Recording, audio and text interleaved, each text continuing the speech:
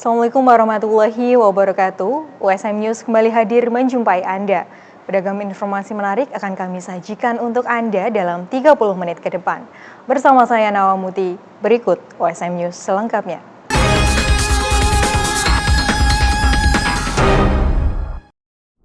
Buka bareng Gigs atau Bubar Gigs menjadi salah satu kegiatan menarik yang terangkum selama bulan Ramadan. Kegiatan yang diselenggarakan oleh UKM Musik USM ini menjadi ajang berbagi, juga panggung bagi banyak band indie.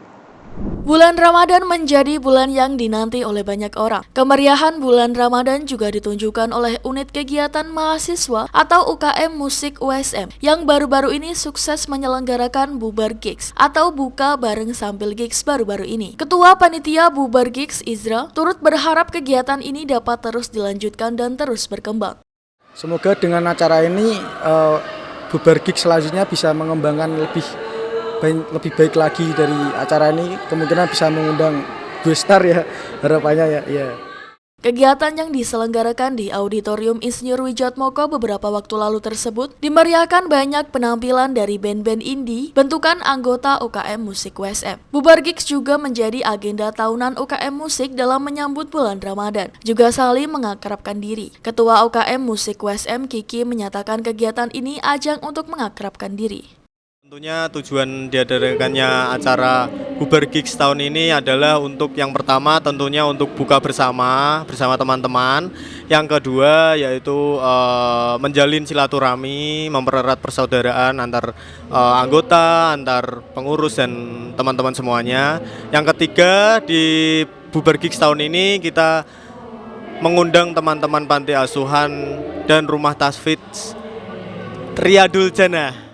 Rofik Hashim Asyari, salah satu pengasuh panti asuhan dan rumah tahfidz Riyadul Jannah, turut mengungkapkan rasa terima kasihnya atas atensi yang diberikan oleh UKM Musik USM. Sebelumnya saya ucapkan terima kasih banyak atas undangannya, atas perhatiannya, mengundang kami semua dalam acara musik di USM ini. Untuk kegiatan yang dilakukan oleh UKM mahasiswa USM ini, saya memberi tanggapan luar biasa.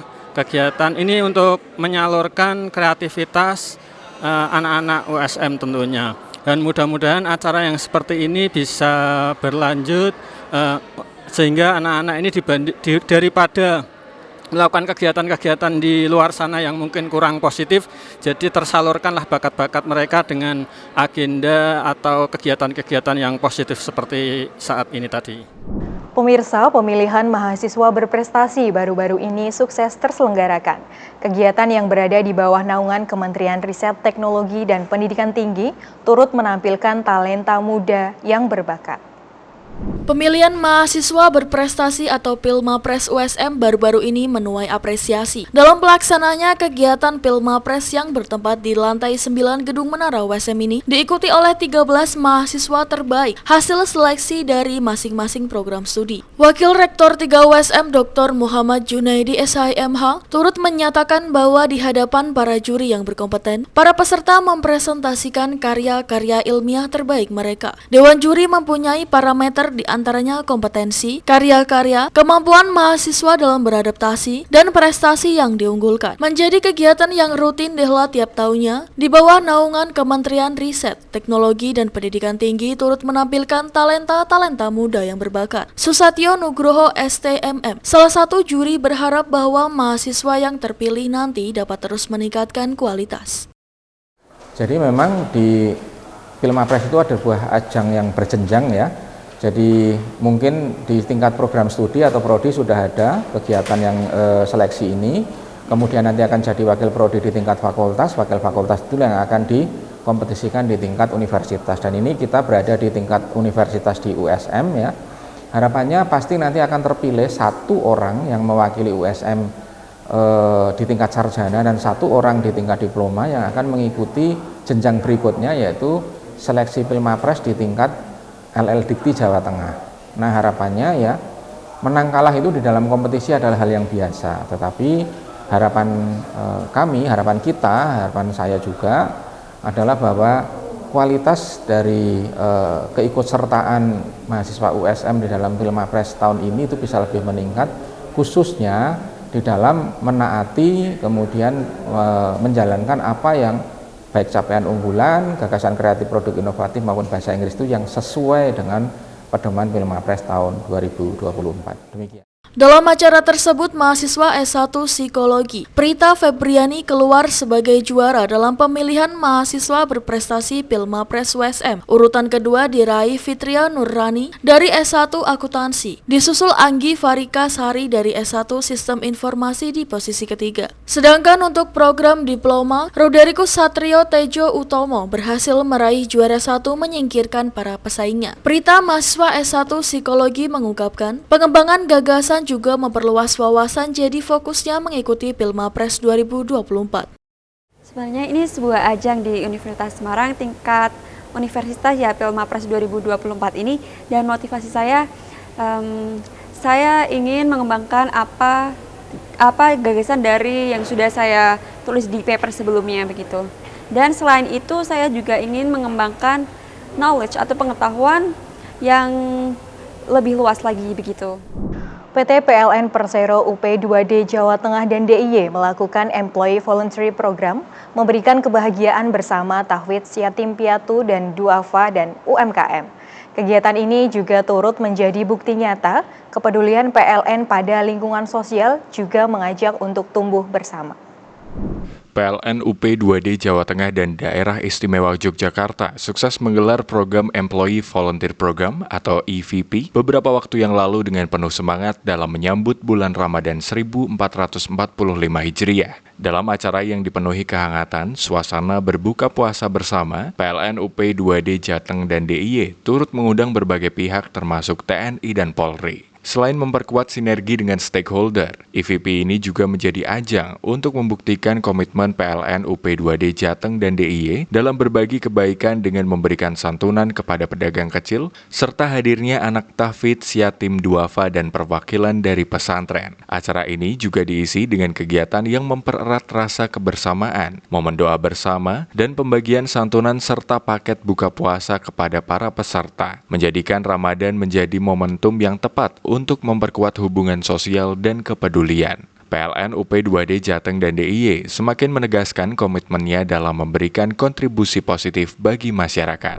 Miris, beberapa pegawai pemerintahan dengan memakai baju dinas terlihat meramaikan acara pasar murah yang diadakan oleh PT Blora Patragas Hulu BPH. Mereka ikut mengantri untuk membeli sembako murah di waktu jam kerja. Pemandangan itu terlihat di acara bazar sembako murah di halaman BPH yang sekitar pukul 9 WIB. Salah satu BUMD tersebut memang sedang menyelenggarakan program BUMD Peduli Inflasi dengan menjual sembako harga murah di tengah harga sembako yang melonjak. Beberapa sembako yang dijual yakni beras dengan harga Rp51.000 per 5 kg, kemudian telur dengan harga Rp26.000 per kilogram, gula dengan harga Rp15.000 per kilogram, serta minyak dengan harga Rp15.000 per kilogram. Para pegawai dengan berpakaian dinas itu terlihat beriringan ikut mengantri membeli sembako. Mirisnya, mereka membeli dengan membawa mobil dinas berplat merah. Direktur Utama PT Blora Patragas Hulu, Heri Slamet Haryadi, pihaknya mengadakan pasar murah di 3 lokasi. Kali ini yang pertama di depan kantor BPH Blora, kemudian pada 31 Maret akan digelar di area wisata Goa Sentona Menden, dan terakhir pada 1 April di Pasar Worawari Ngeloram. Menurutnya, pasar murah itu bentuk kepedulian pihaknya kepada masyarakat di tengah meningkatnya harga kebutuhan pokok, sehingga pihaknya mencoba mensubsidi harga. Harga pasar supaya inflasi tidak terlalu melonjak tinggi. Kami kisaran ada untuk subsidinya di kisaran 2-4 ribu per item. Pak, ini untuk masyarakat umum atau kelompok ini tertentu? Untuk masyarakat umum. Jadi kita utamakan kenapa di sini kemarin kita juga sosialisasi ke warga, terutama di Mangsen. Terutama saya juga melalui media juga, mungkin dari status WA, dari Instagram, dari itu, supaya kita terbuka. Sifatnya ini adalah umum untuk masyarakat. Berarti tidak menyasar kelompok masyarakat kurang mampu gitu ya? Ya, tidak, ini untuk masyarakat umum, tapi kita batasi untuk kuotanya, Mas. Jadi pembelian itu supaya sesuai dengan kuota, tidak satu pulang atau untuk pulangan ya kita batasi per orang 2 paket, 2 kilo. Kayak gula ya maksimal 2 kilo, telur 2 kilo, minyak 2 kilo, untuk beras bisa 10 kilo, 2 pack. Berarti PNS itu tadi tidak apa-apa ya Pak beli gitu? Nah ini sifatnya karena terbuka, tentunya sasaran kita masyarakat umum. Ya PNS juga mungkin seragamnya juga. Cuma mungkin ada masih honor atau apa gitu. Atau memang dianjurkan untuk ikut membeli, Pak? Tidak ada ngajukan. Jadi sifatnya ini umum, kita tidak ada batasan. Masyarakat umum, semua masyarakat jadi bebas. Dari Pemkab sendiri mungkin ada anjuran untuk memerintah ASN untuk ikut membeli harga-harga ini, Pak? Tidak ada kemarin ya. Jadi intinya kita itu hanya untuk melaksanakan dalam rangka peduli inflasi. Kita masing-masing BUMD memang untuk ikut andil dalam rangka pelaksanaan ini. Dan kebetulan ya kalau mungkin di BUMD lain tentunya di daerah-daerah yang lain juga. Tapi kalau kami satu tentunya ini salah satu bentuk dari kepedulian masyarakat sekitar. Kemarin kita sosialisasi di warga sekitar sini untuk di Kelurahan Melangsen sini karena ini tempat domisili kita untuk di perusahaan BPH ini.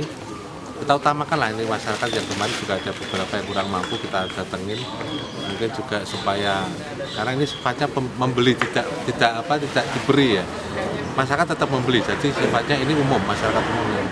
Dalam setiap pasar murah itu disediakan sembako sebanyak 2 ton di masing-masing kegiatan. Dengan begitu pihak-pihak berharap nantinya daya beli masyarakat meningkat sehingga bisa mengurangi inflasi. Masyarakat yang membeli dibatasi masing-masing 2 kg. Dari Gerobokan, Jawa Tengah, kontributor USM TV, Eko Agung Suryanto melaporkan. Pemirsa, kemeriahan bulan Ramadan turut dirasakan oleh pedagang takjil.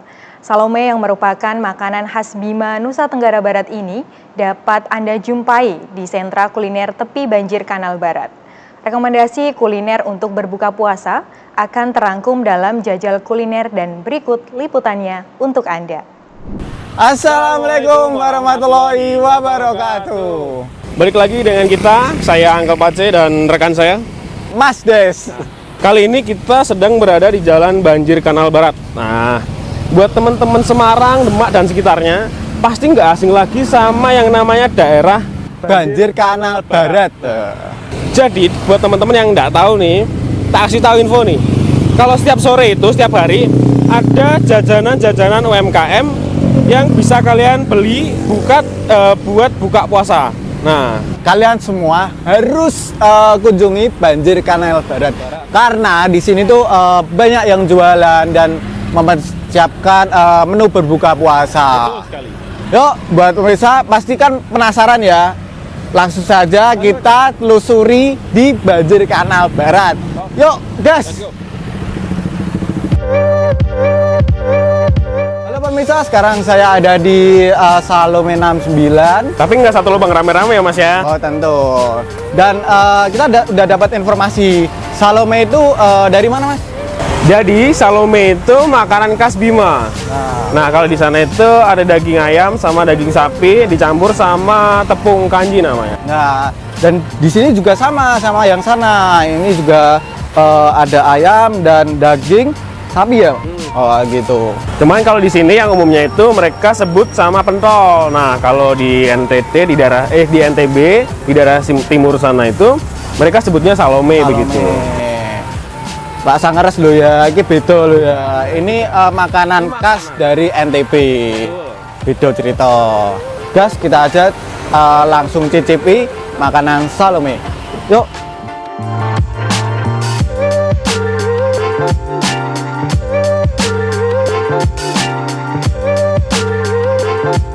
Nah, ini nih. Jadi kita kan tadi pesen di Salome 69, tapi bukan satu lubang rame-rame ya Mas ya? Ya, bukan ya. Ini makanan khas NTB dari Bima sebenarnya. Cuman orang-orang di Jawa ini mereka sebut pentol. Nah, penasaran nggak sih rasanya kayak apa? Kita ya penasaran sih. Ya langsung aja. Langsung aja nggak sih? Langsung aja. Ini yang kuah Mas ya? Yang kuah. Kita pesen yang kuah sama yang goreng. Yang goreng. Ini aku bawa yang kuah. Ya, yang dari pentolnya dulu. Ini pentol dari daging sapi. Gimana Mas? Untuk rasanya pas ya, nggak keasinan, nggak kurang, pokoknya pas banget. Dan Dagingnya kerasa nggak sih Mas? Dan dagingnya itu kerasa banget. Uncle Pace harus coba. Yang kuah ya? Ya, harus coba. Yang kuah, kita let's try. Yang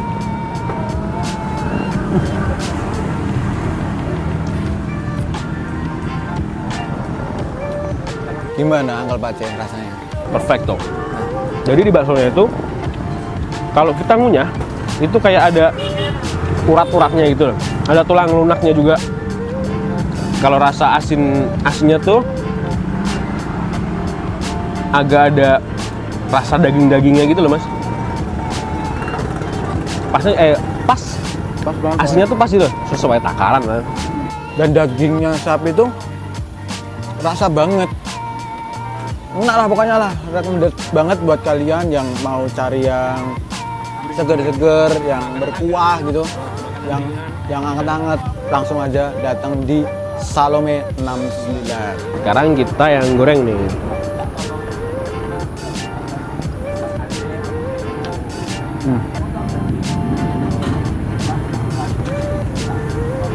Nggak jauh beda sama yang rebus, yang kuah.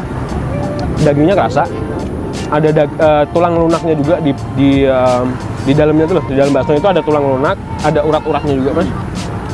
Di sini kan pakai bumbu kacang. Ya. Dan ini infonya untuk harganya berapa ini? Cukup 20.000.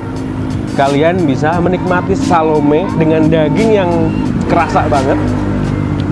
Buat batalin puasa kalian juga oke nih, rekomendasi dari kita. Ingat lo ya, batalinnya setelah azan maghrib. Jangan pas siang, jangan adzan duhur. Ingat lo ya, jangan batalin puasa di saat azan zuhur ya.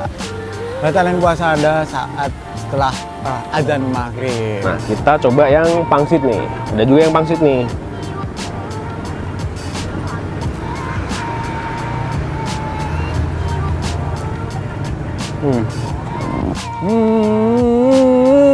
Asal banget dia tuh.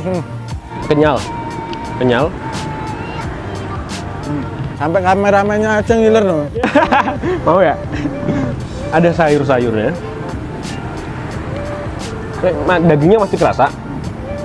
Kan kadang ada juga yang pangsit yang kerasanya tuh yang di kulitnya doang kan. Nah ini tuh enggak, dagingnya kerasa Mas. Ini kerasa itu. Sama, dagingnya juga kerasa. Ada urat-uratnya, ada sayurnya juga.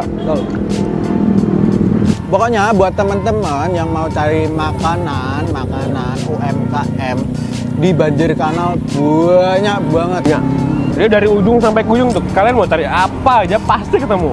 Ayo. Dan apalagi di bulan Ramadan ini kalau mau cari takjil, dah recommended banget buat kalian di Banjir Kanal Barat. Jam setengah 3 sore sampai jam 11 malam ada. Jangan lupa datang di Banjir Kanal Barat.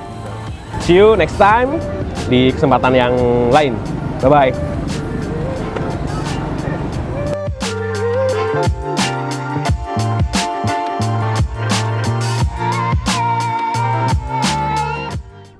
Sidak sejumlah pasar di momen Ramadan dan jelang Lebaran, Dinas Kesehatan Kabupaten Blora temukan makanan berbahaya lantaran mengandung formalin hingga pewarna tekstil.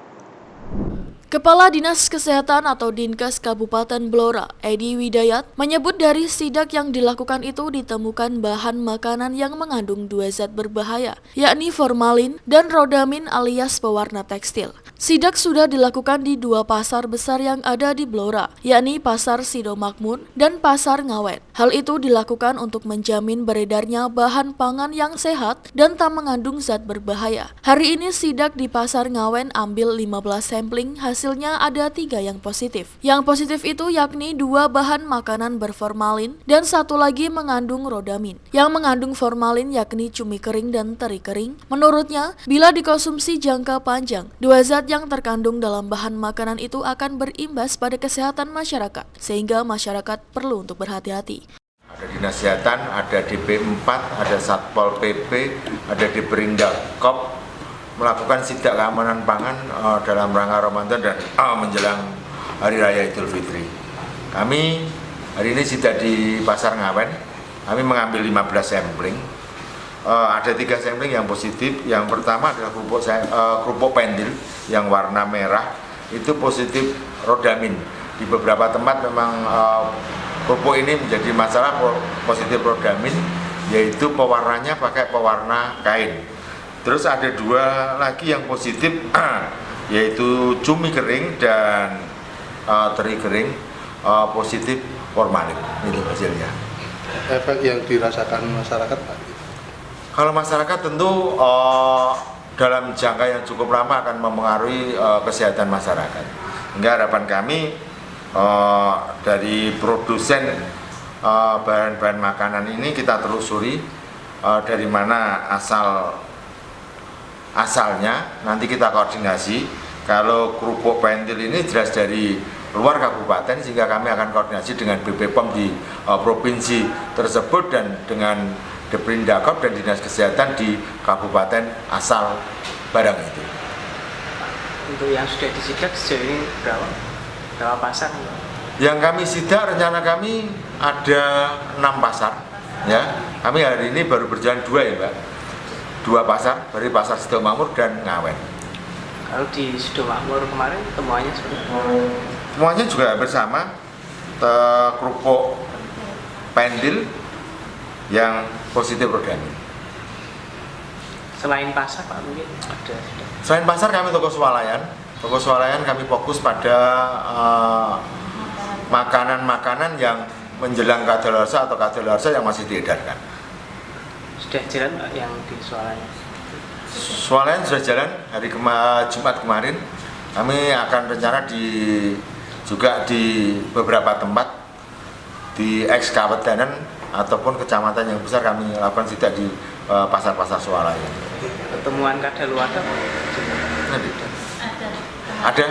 Ada beberapa temuan kadaluarsa, sehingga di kecamatan Jati. Terhadap penjual itu, Pak, harus ditarik, tidak boleh diedarkan. Dari temuan itu, pihaknya akan berkoordinasi dengan BPOM Provinsi hingga Dinas Perdagangan. Sebab untuk kerupuk unyil produsennya tidak di Blora. Dengan harapan nantinya produk tersebut bisa ditarik dan tidak diedarkan. Dari Grobogan, Jawa Tengah, kontributor USM TV Eko Agung Suryanto melaporkan. Pemirsa, warga Muslim dari berbagai negara memeriahkan Bazar Ramadan Colors of Asia di Hyattsville, Maryland.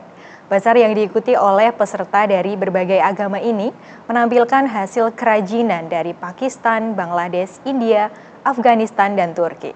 Simak selengkapnya dalam liputan VOA berikut ini.